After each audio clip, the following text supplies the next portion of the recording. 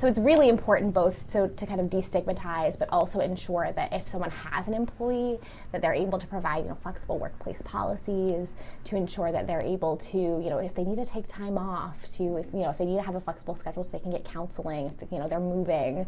So all of the things that really can come along with domestic violence, and also that they know what resources that they can access. Because one thing that we know is that domestic violence causes millions of women every year to miss days of paid work, which both kind of harms our economy, but obviously also harms the financial stability of women and families themselves.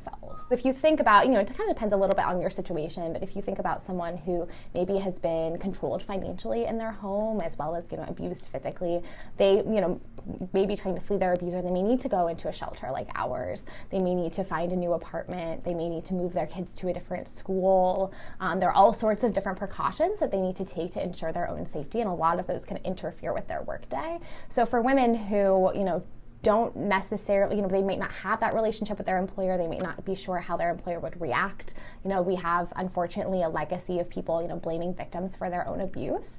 So doing training like this to ensure that that's not happening, that they have a safe and welcoming workplace that, is really kind of there for them through every step of their like cycle of abuse is really important. 99% of women who experience domestic violence experience some form of financial abuse, whether that's keeping them from working, if they are working, controlling their assets and their income. So things that is like the number one reason that women don't leave.